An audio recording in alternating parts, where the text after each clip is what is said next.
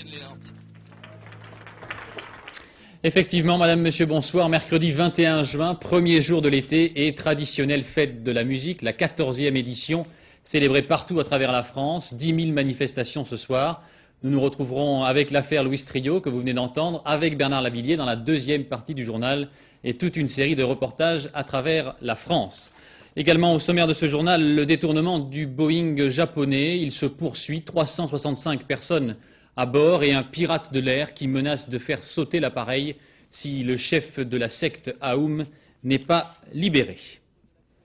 Premier grand titre de l'actualité, les propos très vifs tenus par Jean-Marie Le Pen ce matin à l'encontre des hommes politiques et des artistes qui ont appelé ces derniers jours au boycott des villes où des candidats d'extrême droite ont été élus maires. Ce matin à Paris, en présence des maires de Toulon, de Marignane et d'Orange, le président du Front National a multiplié les attaques verbales, notamment contre Patrick Bruel, dont le nom pour l'état civil est Maurice Benguigui.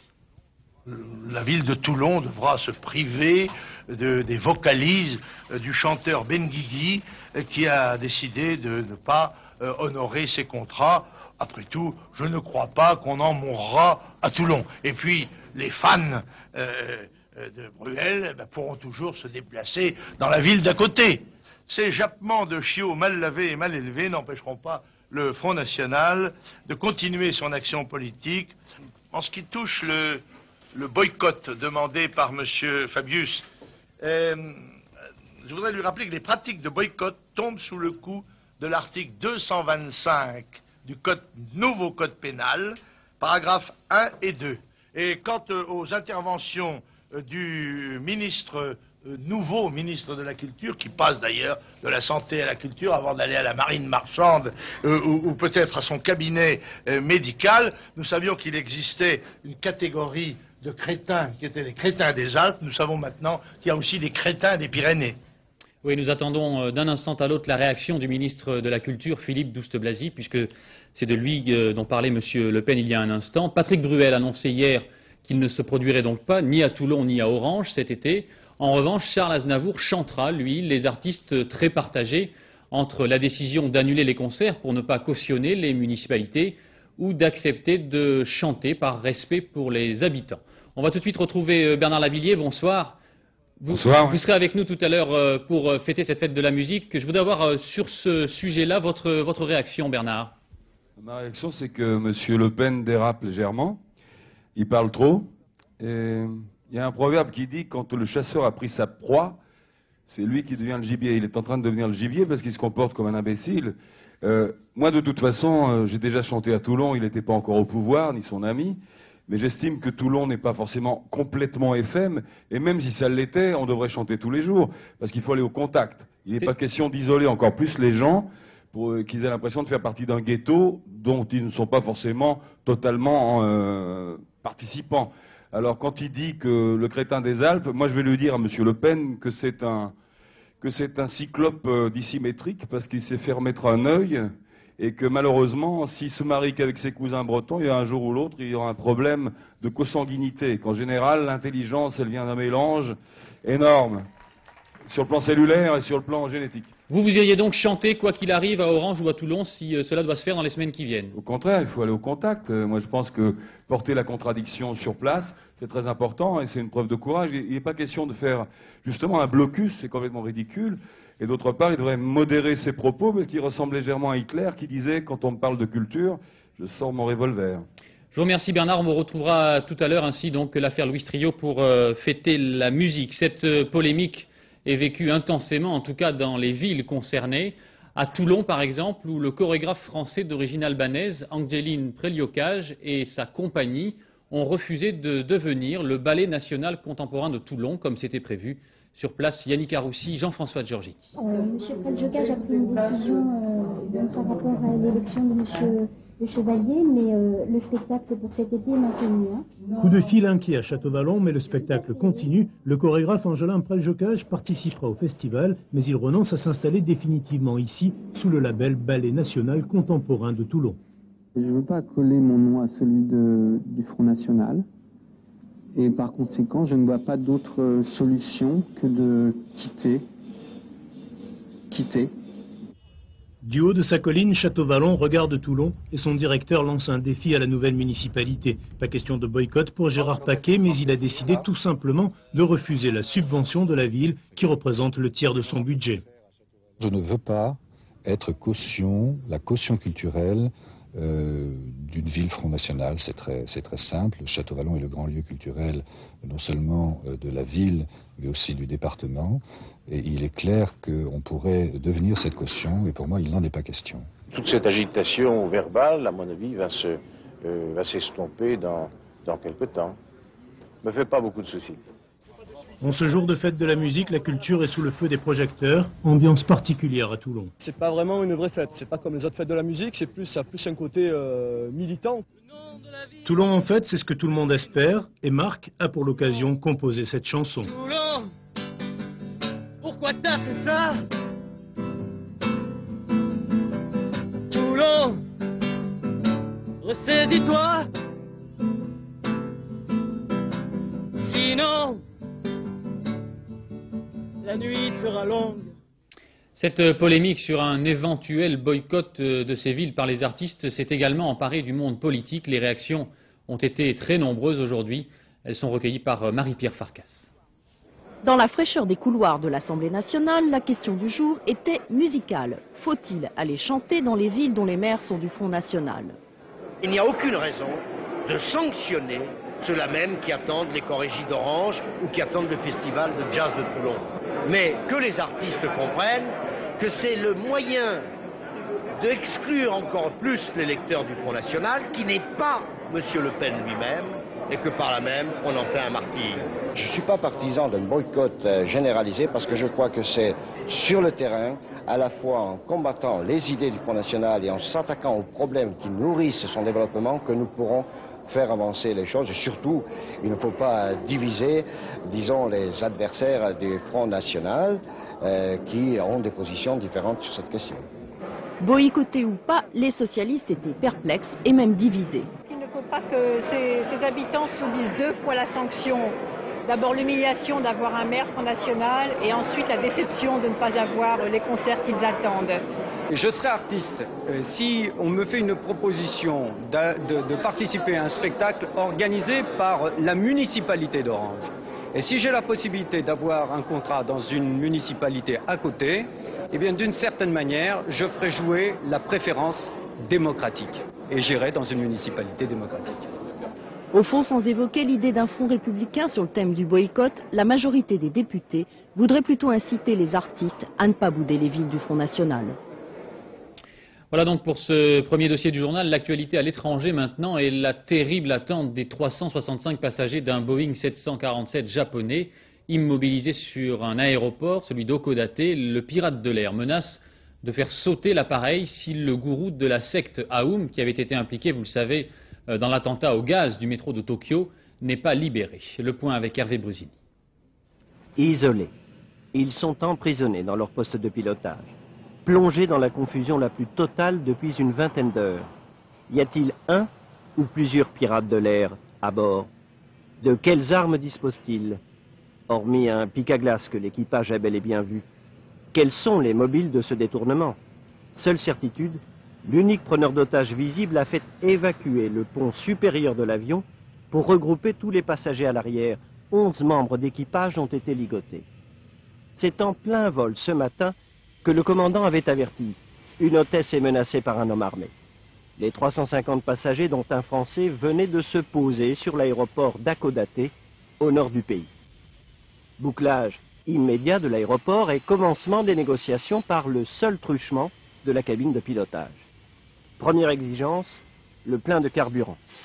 Et semble-t-il, la libération du gourou de la secte Aum, la vérité suprême dont les attentats au gaz sarin ont fait 12 morts dans le métro de Tokyo en mars dernier.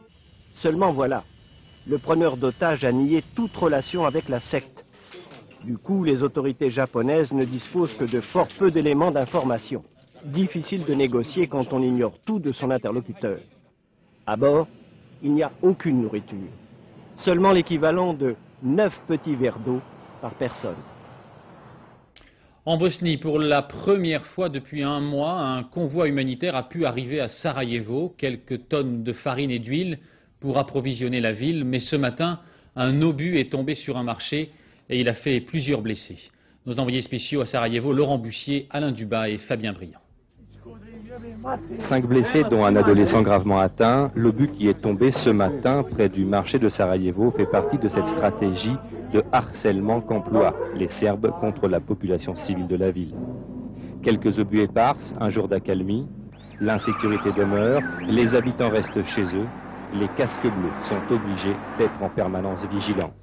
Zetra, casernement d'une partie du 4e bataillon d'infanterie français.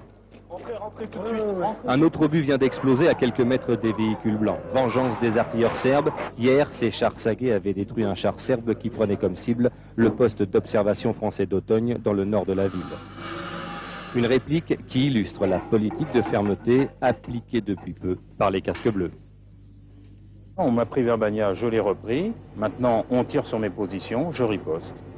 Mais c'est strictement dans le cadre du mandat d'une part et des règles d'engagement d'autre part. Après les obus, la détente. Pour la première fois depuis 1 mois et demi, des convois sont entrés aujourd'hui dans Sarajevo. 7 camions, 270 tonnes de farine et de sel, qui ont dû attendre des jours et des jours la permission de passer en territoire serbe. 210 tonnes, c'est 2 jours de consommation pour la ville. 2 autres convois sont attendus, sont espérés pour demain. Bouffées d'oxygène pour la ville dont les réserves étaient extrêmement basses, ces arrivées de nourriture ne doivent pas faire oublier que depuis 7 jours, Sarajevo est complètement coupé du reste du monde. Oui, on vient d'apprendre qu'un autre obus était tombé ce soir sur un quartier de Sarajevo, le quartier de Dobrinja. Il y a 3 morts et 4 blessés.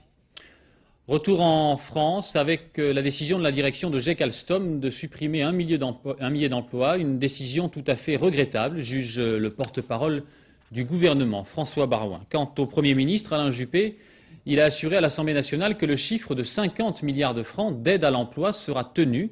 C'était, vous vous en souvenez, l'une des promesses du candidat Jacques Chirac. Le Premier ministre présentera demain son plan emploi et les grandes lignes du financement de ce plan.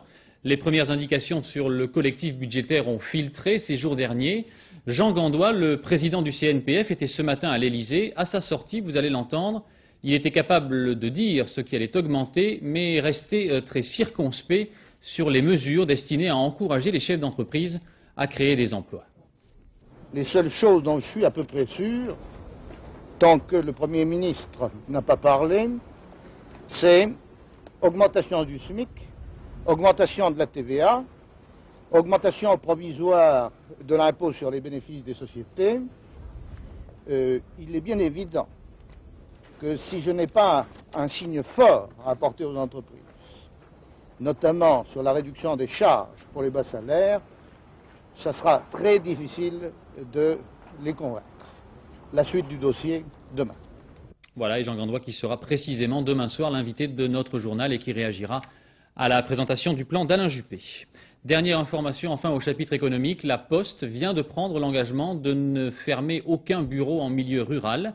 Jusqu'en 1997, aucun emploi donc ne sera supprimé dans les petits bureaux de poste de moins de 4 personnes. Le ministre de l'Environnement, satisfait de la décision de la compagnie pétrolière Shell, sa plateforme pétrolière de la mer du Nord, vous le savez, ne sera pas sabordée au large de l'Écosse, elle va être démontée à terre. Une victoire aussi pour les écologistes de Greenpeace, mais une décision qui va coûter très cher au gouvernement britannique. À Londres, Bernard Lebrun. Gagné, ils ont gagné. Perdus dans l'Atlantique Nord, au sommet de leur plateforme, les occupants de Greenpeace sont aussi de la fête. Tout comme les militants qui de leurs bateaux les filment et les escortent, et bien sûr les membres du quartier général à Londres qui, en guise de clin d'œil à la France, ont arrosé leur victoire avec du champagne néo-zélandais. Victoire de Greenpeace, pas si sûr. Au siège britannique de la Shell hier soir, on s'est enfin décidé à parler. Thème de l'exposé directorial, les raisons de cette volte-face. Et que dit-il, Chris Fay, le directeur de Shell Grande-Bretagne? Que ce n'est absolument pas à cause des pressions de Greenpeace ou du boycott des stations-service en Allemagne qu'il a reculé, mais que c'est à cause de la terrible pression du gouvernement allemand, associé aux autres pays riverains de la mer du Nord, que la Shell a abandonné son opération. Et maintenant, que faire de ces 14 500 tonnes de ferraille qui renferment plus de 100 tonnes d'un cocktail de produits toxiques? Va-t-on l'abandonner comme ici, dans ce Loch des Highlands en Écosse, dans cette espèce de cimetière pour dinosaures d'acier qui dégrade le paysage. Responsable et généreuse, la Norvège a proposé ce fjord capable d'accueillir Brent Spar pour la démonter à terre. L'opération coûtera 4 fois plus cher que son immersion en pleine mer et qui paiera pas la Shell, ni Greenpeace, ni l'Allemagne, mais les contribuables de Sa Majesté. Car la Shell a le droit de déduire les frais de l'opération de ses impôts. Un détail encore pour finir l'histoire de ce fiasco politique pour l'Angleterre. Cette photographie montre très clairement que la plateforme était exploitée à la fois par la Shell et par la société américaine Esso. Greenpeace a préféré appeler au boycott de la Shell, car au moins les stations-service de la Shell sont européennes. Nous évoquions tout à l'heure les problèmes de l'emploi. Ils ont été au cœur de la campagne des municipales, comme les problèmes de sécurité. Une opération vient d'être lancée. Elle s'appelle Ville, Vie, Vacances. 600 000 jeunes vont pouvoir profiter pour 70 francs par mois d'un été sportif. À Cergy-Pontoise, reportage de Florence Bouquillat et Alain Poirier. Vérifier les catamarans, les planches à voile et autres gilets de sauvetage, bref, s'organiser, voilà le credo des policiers de Cergy-Pontoise. Car la tâche qui les attend est à la fois rude et sérieuse. À partir du 1er juillet, ils accueilleront 400 jeunes des banlieues dites chaudes, avec comme responsabilité de les distraire, les séduire, voire même de participer à leur éducation. Et tout cela grâce au sport. La mission première, je vous dis, c'est la prévention. Essayer de diminuer ces problèmes de banlieue. Essayer de limiter tous ces heurts qu'il y a dans les villes, tous ces dégâts qu'on peut rencontrer. Et si on peut le faire, c'est pas évident, c'est pas une certitude, mais si on peut les occuper, si on peut les sensibiliser sur autre chose que des dégradations, je crois que c'est notre rôle. Le rôle de Pierre et René demain sera donc d'apprendre aux jeunes à gréer un catamaran ou à étarquer une voile. Mais pour l'instant, leur mission est plus banale, assurer le maintien de l'ordre dans le centre commercial voisin, bref, être flic, des flics qui regardent les jeunes différemment. Moi je sais qu'avant je pouvais me battre dans une grande surface, il n'y en a aucun qui m'approchait. Généralement, c'est pas le bonhomme qui l'approche pas, c'est la tenue quoi. C'est la tenue de police qui les... Tandis que maintenant, bon, ça m'arrive assez souvent de tomber sur une bande de jeunes. Il y en a un dans le lot qui est venu au CLJ qui nous connaît. Il vient, il nous serre la main, ça détend un peu et puis on discute avec les autres. Un début de dialogue, une initiative destinée à apporter un peu de fraîcheur aux banlieues chaudes. Juste un petit peu de fraîcheur. Et puis concernant la sécurité routière, la commission des lois de l'Assemblée nationale vient d'adopter le projet de loi d'amnistie qui avait été présenté par le gouvernement. Mais elle l'a étendu. La commission a élargi l'amnistie aux contraventions punies de 3 points de retrait du permis de conduire. Le gouvernement proposait cette amnistie pour 2 points de retrait. En outre, la commission décide que l'amnistie entraînerait, si le projet de loi est adopté, la restitution des points qui avaient été retirés alors que le gouvernement est contre. Voilà, une bonne nouvelle n'arrivant jamais seule. Musique maintenant est faite dans toute la France et cela démarre quelques mètres au-dessus de moi. Dans la cour de notre chaîne où j'aperçois le teint hâlé d'Éric Perrin, au moment, Éric, où le soleil se couche sur la capitale. Vous allez nous rejoindre, Étienne, mais vous savez, je ne vais pas vous l'apprendre qu'on peut écrire et comprendre de 2 façons. Fête de la musique, on peut la célébrer, lui faire la fête, on peut en jouer, faire de la musique. C'est ce que nous allons faire ce soir et de la plus belle façon qui soit, c'est-à-dire en direct et en public, avec tout d'abord une exclusivité, le nouveau titre extrait du dernier album de Bernard Lavilliers qui est avec nous ce soir, Mélodie, Tempo, Harmonie.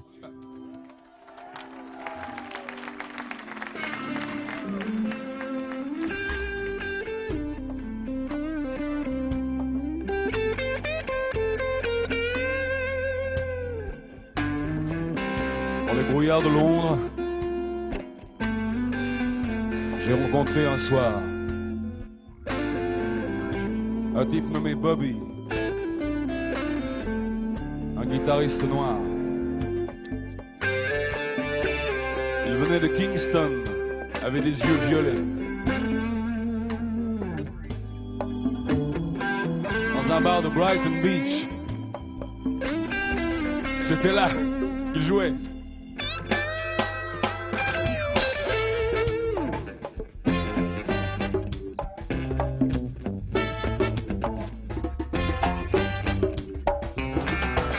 Ses doigts longs et rapides couraient sur sa guitare.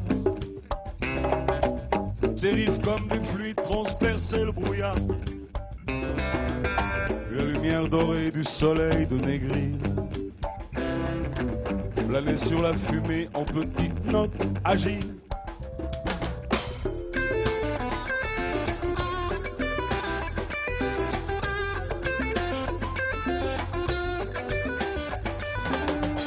Ces textes étaient précis et bourrés d'humour noir.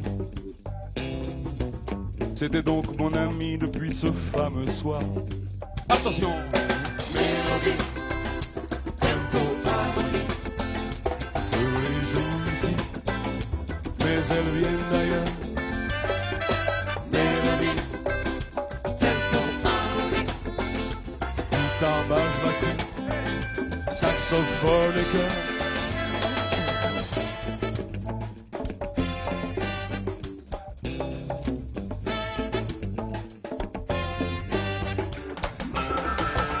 J'étais noir moi aussi, mais pour d'autres raisons.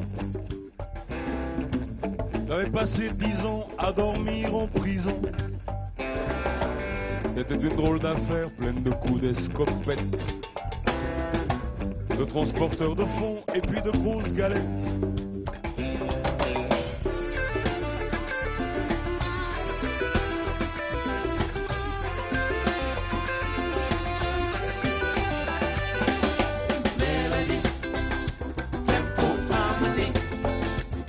Chantons sous ça, reggae braqueur.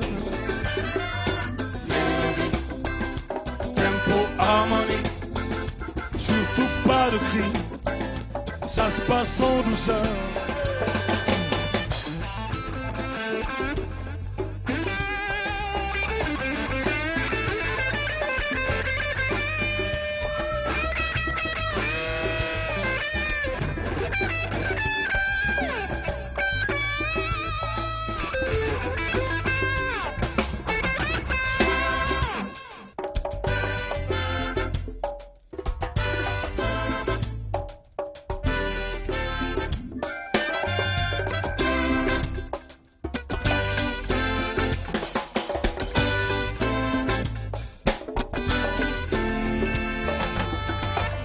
Dans la vie, mon garçon, que tu sois noir ou blanc,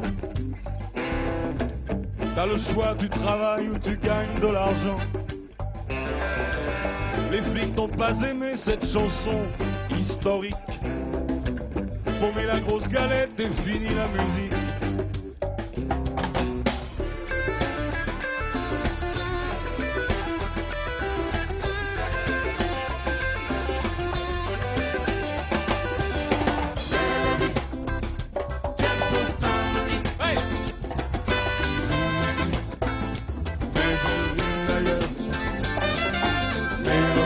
Encore.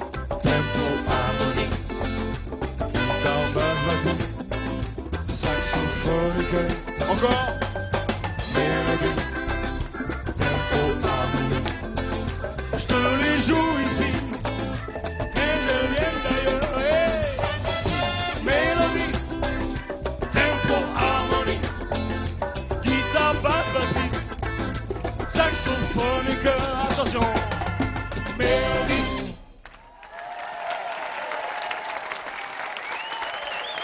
Merci, merci Bernard. On va révéler un petit secret, on va se pousser pour le micro. Ce titre, quand il va sortir, c'est pas exactement dans cette version. Je crois qu'il y a quelqu'un de très connu que vous aimez bien qui est venu, enfin qui vous a accueilli pour ce morceau. Ça doit pas être un ami de Jean-Marie Le Pen, il s'appelle Jimmy Cliff, il est tout noir. Enfin, c'est pas un mauvais musicien, quoi. C'était un pote à Bob Marley, c'était The Hard As They Come. Ça fait 16 ans que je le connaissais, on s'est rencontrés à Paris et on s'est décidé de faire un duo là-dessus. Donc ça n'a pas tout à fait la même couleur parce que ça a été enregistré à Kingston avec The Wailers et puis des chœurs d'un autre monde. Et ça sort aujourd'hui, le jour de la fête de la musique. Mais c'est pour le panard, c'est pas un album, c'est juste un titre parce qu'on a envie de le faire, donc vous pourrez l'entendre bientôt. Et puis je pense qu'il a pris une autre couleur et puis il est en français et en anglais. C'est intéressant parce que Jimmy, il a accepté de le faire parce qu'on se connaît depuis longtemps. Donc il est de tous les pays, vous êtes stéphanois, je sais. Saint-Étienne, c'est pas très loin de Lyon. Étienne, et à Lyon, qui on trouve? À Lyon, 32 km, hein. À Lyon, on trouve Hubert. Hubert, bonsoir. On ne présente plus l'affaire Louis Trio. Qu'est-ce que vous faisiez le soir de la première fête de la musique? C'était il y a 14 ans, en 1980. Est-ce que vous chantiez dans la rue déjà? Non, on n'a jamais vraiment chanté dans la rue. À l'époque, on avait déjà un petit local, on était déjà tous les trois, c'était la première année de notre travail en commun, et je crois qu'on a dû passer la soirée à faire de la musique, mais chez nous, parce qu'on n'osait pas encore se montrer à l'époque. Avec des copains quand même. Oui, oui, avec les musiciens de l'époque, ouais.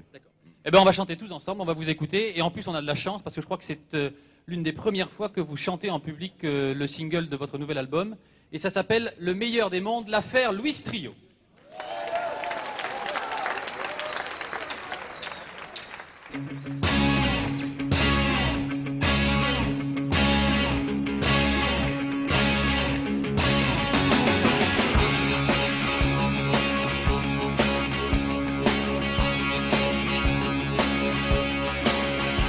Tenez la main que je vous tends, tenez-la bien, on s'en va maintenant.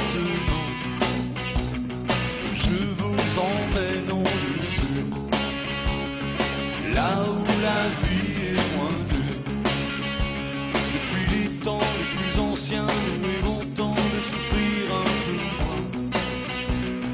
Je vous emmène en lieu, là où la vie est moins dure. Vous avez peur au pied du mur, mais il est l'heure de quitter vos armures. Je vous emmène en lieu sûr, vers de nouvelles aventures.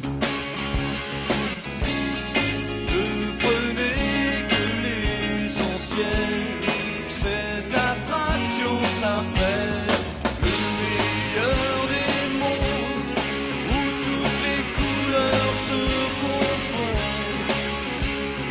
Le meilleur des mondes, où joie et bonheur vous inondent de mille illusions, ayant l'air vrai.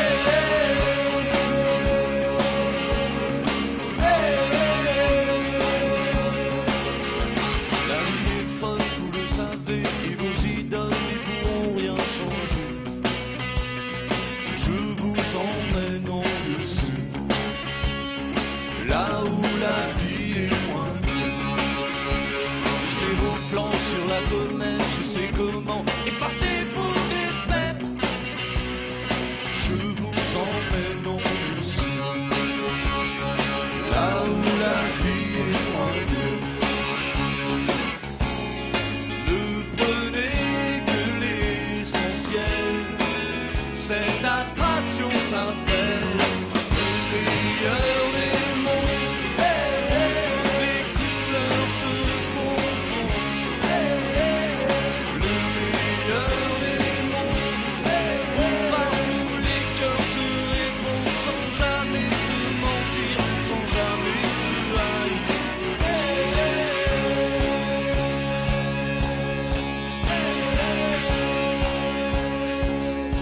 Si vous gardez encore un peu d'espoir,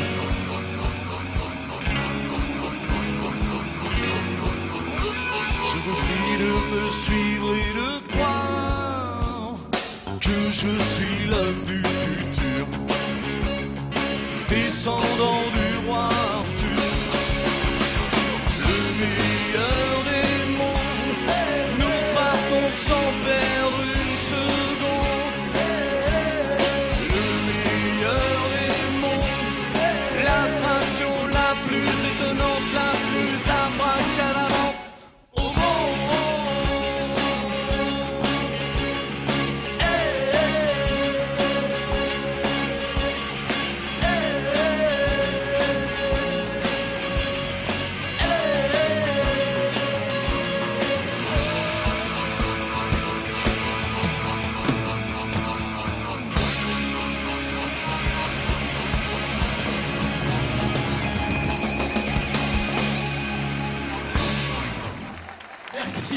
Merci beaucoup à l'affaire Luis Trio qu'on retrouvera un peu plus tard tout à l'heure. Vous nous disiez, Hubert, que vous aviez commencé en jouant entre vous dans des locaux entre copains. Eh bien, on va voir précisément que la fête de la musique, ce ne sont pas que des grandes fêtes officielles dans les rues. Il y en a bien sûr partout à travers la France, 10 000, je le disais au début du journal, mais ça n'est pas que ça. Certains, dans des quartiers, ont organisé un bœuf, comme l'on dit, une fête musicale entre eux. C'est le cas à Rennes. Regardez ce reportage de Jérôme Laurent et Gabriel Camilla. Quelques siècles les séparent, et pourtant, Playground et Fest-Noz ont un point commun, les retrouvailles. Musique et danse traditionnelle bretonne sur fond de cité des années 90. Dans ce quartier populaire de Rennes, on appelle ça l'interactivité. L'interactivité, je crois que ça fait penser à la communauté où tout le monde, ma foi, peut se regrouper autour d'une manifestation sans aucune ségrégation. L'ouverture au niveau des styles, l'ouverture au niveau des gens, je crois que c'est d'actualité et c'est très important. Important aussi de s'éloigner des grands orchestres et du centre-ville. Ici, la fête de la musique sort des sentiers battus.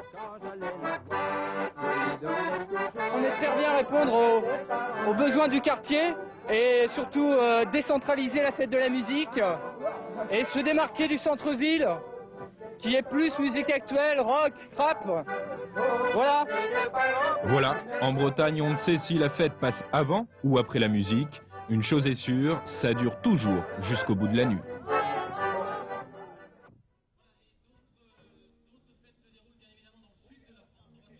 Pour Marseille, certains groupes, on a vu que l'affaire Louis Trio était montée à Paris pour faire la fête. Certains groupes ont préféré rester dans leur région d'origine. C'est le cas de Réglisse qui est allé chanter dans le sud de la France, donc à Marseille, mais de l'huile avec Patrice Velay et Jean-François Giorgetti. Faire de la musique, ça se prépare. Alors le groupe Réglisse y a passé son après-midi. La balance son sera fignolée. Avec Réglisse, c'est le Sud que Marseille va fêter ce soir. Languedoc et Jamaïque, associés pour le meilleur de leur musique. Où on mélange toutes nos cultures, on essaye de rentrer chacun son inspiration. Et donc c'est le Jamadoc, c'est un pays, le Jamadoc, qui est notre source d'inspiration musicale. C'est un pays inventé, qu'est-ce qui se passe dans ce pays? C'est un pays imaginaire où il n'y a pas trop de violence, pas trop de xénophobie, c'est un pays de rêve, quoi. La rythmique est une rythmique vraiment reggae, axée sur ce rythme chaloupé. Et par-dessus, on y rajoute toutes les influences musicales qu'on a, espagnoles, d'Afrique du Nord, jazz ou salsa. Ce soir à Marseille, la fête est aussi dans le métro, exceptionnellement ouvert jusqu'à 2 heures. Pour ces jeunes Marseillais, l'occasion d'un vrai concert, d'un vrai track en public.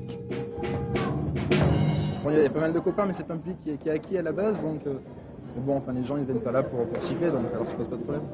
Nous, on n'a pas trop l'occasion de jouer comme ça en public, c'est dur de trouver des salles, même des bars, c'est pris à l'avance et tout.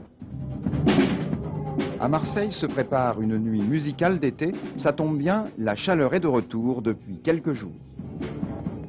Voilà, le métro et Marseille. On était à Rennes, on est passé à Marseille. Bernard Lavilliers, Réglisse, met de l'huile, c'est une expression que vous feriez vôtre? C'est possible, en tout cas. Moi, à partir du moment où c'est un peu latin, coloré, quoi. C'est intéressant de toute manière. Ah, il y a des petits rythmes derrière. On veut faire la fête. On va partir sur, ça dit quelque chose? La musique. Parce que, contrairement à ce que pense M. Le Pen, s'il n'y a pas de mélange musicaux, il n'y a pas de musique. Hein.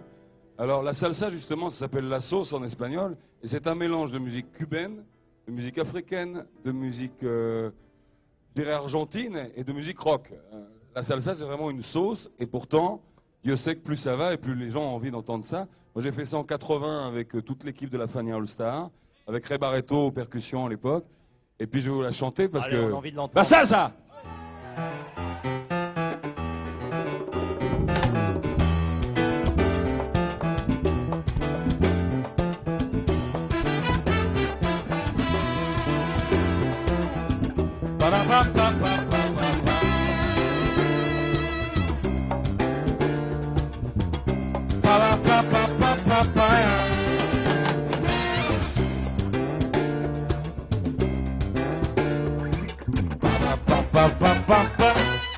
Tout le gang était là, ceux de Puerto Rico, ceux de Cuba, les macros de Harlem, les revendeurs de coke ou de coca, ceux qui vont au soleil avec des femmes blondes dans les villas, et ceux qui mangent pas, ça fait comme des nababs à l'opéra.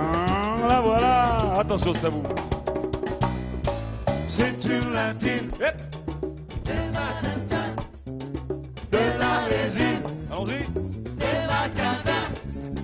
Un coup de fouet. Encore. Qui te soulève. C'est la salsa. C'est une frangine portoricaine qui vit dans le Spanish Harlem. Les raccombris au bon endroit. Elle est superbe, c'est la salsa.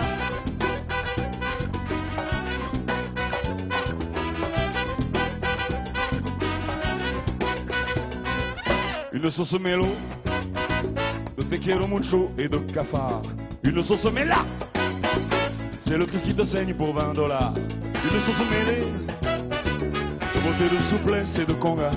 Une sauce lamée, ma peau de la fille qui danse pour moi. La salsa, c'est une latine. Plus fort. De la résine. Allez. Hey. Un coup de fouet.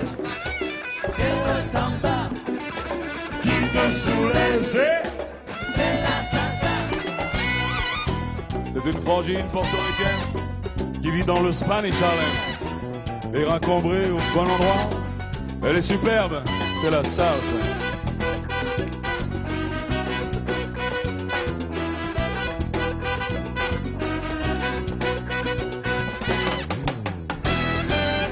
Conmigo, Mau.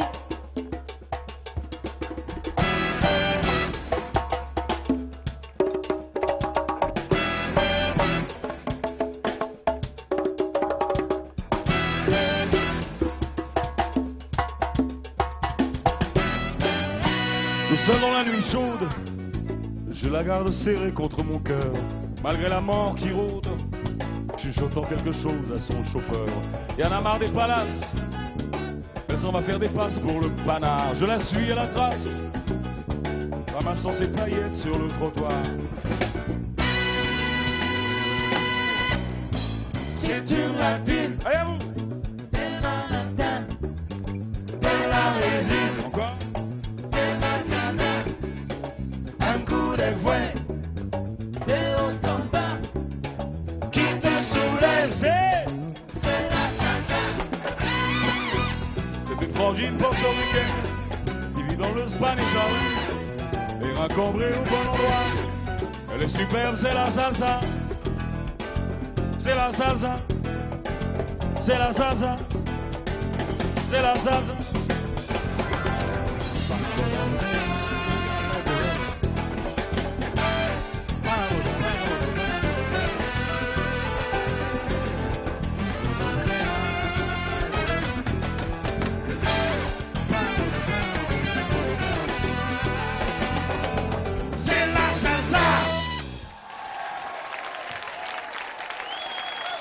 Bernard Lavilliers, la salsa, et on va poursuivre donc notre page spéciale fête de la musique sans laisser retomber trop longtemps l'ambiance. Hubert, on a beaucoup parlé ces dernières années de décentralisation. Est-ce que c'est vrai aussi sur le plan de la musique? Vous habitez Lyon, vous avez percé à partir de Lyon. Est-ce que vous pensez qu'aujourd'hui encore des groupes peuvent percer à partir de villes de province, qu'elles soient grandes ou moyennes, où il faut absolument monter à Paris? Je crois qu'on doit passer par Paris d'une manière ou d'une autre, ne serait-ce que pour des raisons promotionnelles. Je crois que c'est jouable. Après, c'est les distances. Nous, on habite à Lyon et grâce à un train bien connu, c'est très pratique. C'est la grande banlieue. Il y a encore des villes où c'est plus délicat pour se déplacer, quoi, simplement. Mais on a vu percer ces dernières années des groupes comme Ayam à Marseille ou Réglisse, on en parlait tout à l'heure. Mais ça paraît quand même assez compliqué. C'est compliqué techniquement, pratiquement, mais artistiquement, je pense qu'il y a autant de créativité aux quatre coins de la France, quoi. Ok, on repart en chanson tout de suite. Vous nous chantez quoi? L'homme aux 1000 vies. L'homme aux 1000 vies, un titre d'actualité, l'affaire Louis Trio.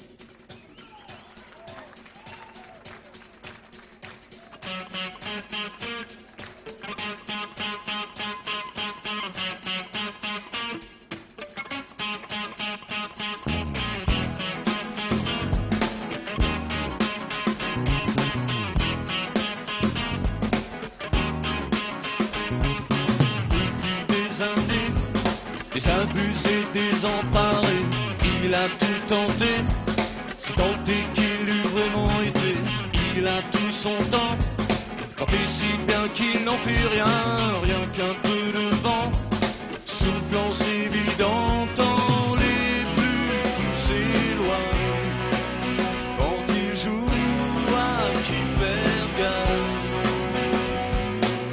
ses aventures, ses vies à volo qui les abandis de ces avatars ont tué ses envies. Les plus fous s'éloignent quand ils jouent à qui perd gagne.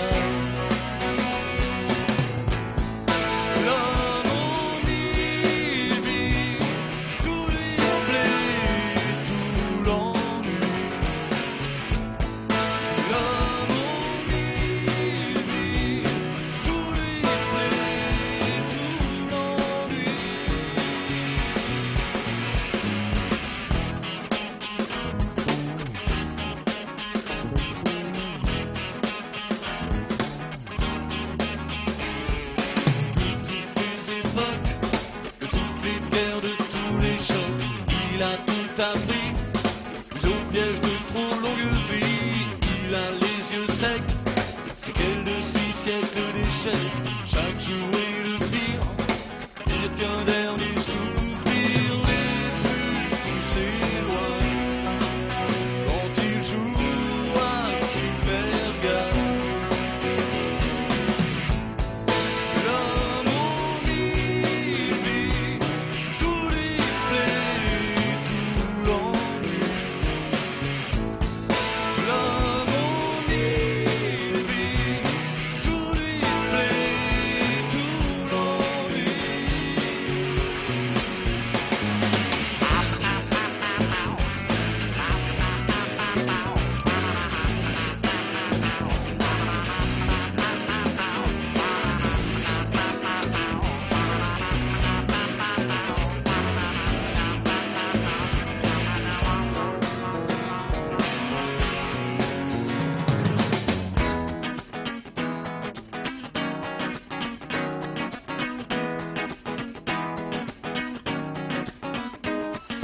Vivre Libiton a de quoi vous briser un homme. Il se moque des normes, le banal est énorme et le beau n'a pas de forme. Il a fait le tour de toutes les tournures du destin, tourmenté sans fin par l'éternel retour. Les plus fous s'éloignent quand il joue à qui perd garde.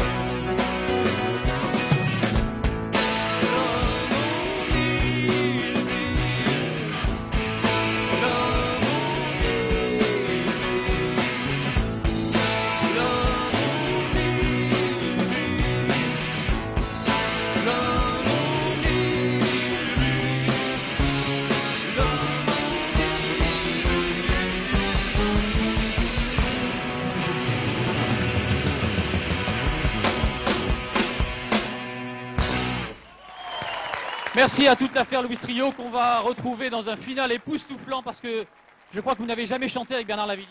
Non, jamais, non. Eh bien, on va tenter l'expérience dans quelques petites minutes. On va tenter l'expérience dans quelques petites minutes en guise de finale de ce journal un peu particulier. Je voudrais que l'on parte maintenant dans les rues de Paris. Je vous disais qu'il y avait 10 000 manifestations à travers la France. Eh bien, vous commencez à sortir de chez vous pour aller faire et fêter la musique. Eh bien, il se passe des choses à chaque coin de rue.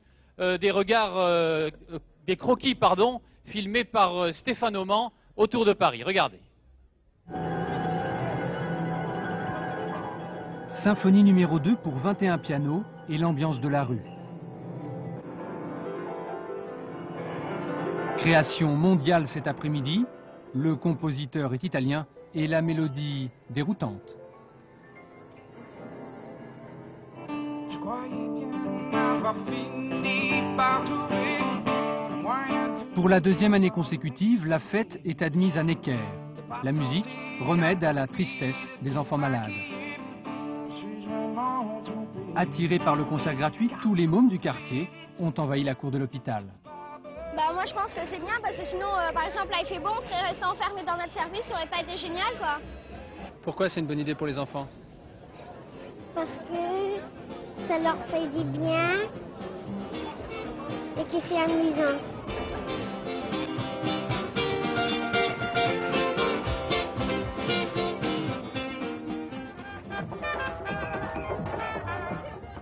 La péniche musicale remonte la scène. Les artistes y jouent les 5 continents à chaque escale, comme pour s'accorder aux 80 pays qui cette année fêtent la musique de concert.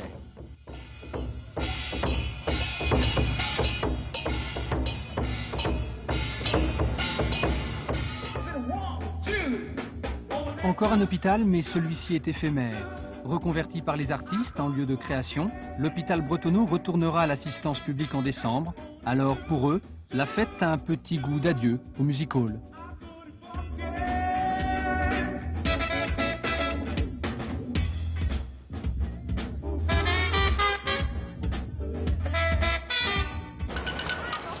Pour d'autres, la fête continue, professionnels et surtout amateurs. La musique, c'est comme la cuisine, il en faut pour tous les goûts.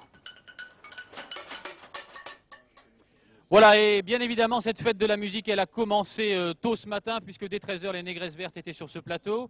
Ça a continué pendant ce journal de 20h avec l'affaire Louis Trio et Bernard Lavilliers. Ça va se poursuivre, Eric, toute la soirée sur France Télévisions. Alors d'abord, Taratata, spéciale fête de la musique. Ensuite, le journal de la nuit avec encore en direct ici même de Palmas et Atlantique. Pour les petits rendez-vous, on se donne rendez-vous, je crois, le 13 juillet au Francofolie. Pour la fête à Bernard, comme on dit. Avec Rebaretto et plein de musiciens venus un peu partout. Des flamenquistes inconnus qui jouaient dans un bar, je les ai engagés, vous allez voir, ils jouent très très bien. Ils ont joué avec Paco de Lucia une nuit, et c'est pas mauvais. Rebaretto, ça nous amène dans un endroit où on a envie peut-être... Rebaretto, c'est Puerto Rico. Et là où on va, c'est jamaïcain, et c'était une chanson que j'ai écrite il y a 16 ans, quand j'étais pote avec Bob Marley, malheureusement entre-temps il nous a quittés. Stan Ghetto. Bernard, je signale quand même que vous serez demain au Zénith pour un concert au profit des personnes qui sont réfugiées en France, qui viennent d'Algérie. Hein, c'est un problème important. Il y aura de nombreux musiciens au Zénith demain. Et également qu'il y a un Taratata spécial, bien évidemment, ce soir, à l'occasion de cette fête de la musique. Bernard Lavilliers, toute l'affaire Louis Trio et toutes les personnes qui sont ici, Stan the Ghetto.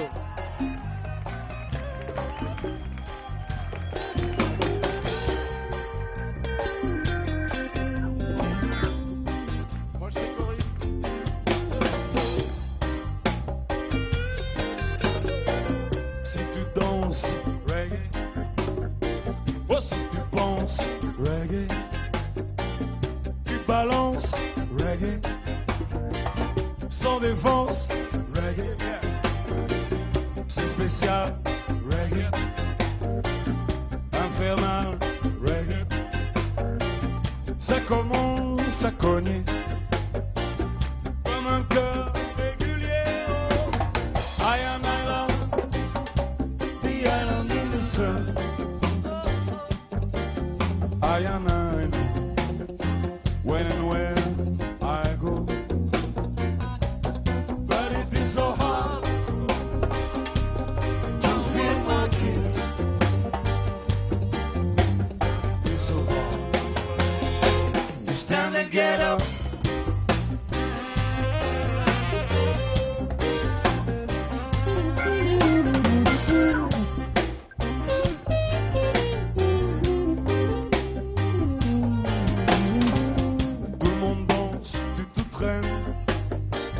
Tout le monde fume et tu bois. Downtown, ça enchaîne. Dans les rumbas, on boit. Quand ça cause reggae, ça explose reggae. C'est la soul reggae qui déboule au reggae.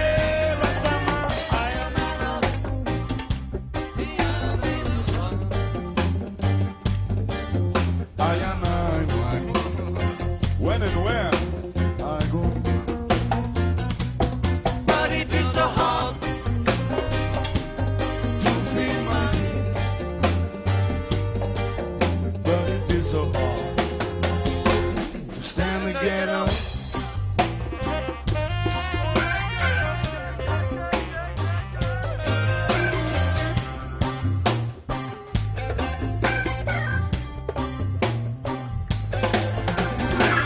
Derrière les barbelés,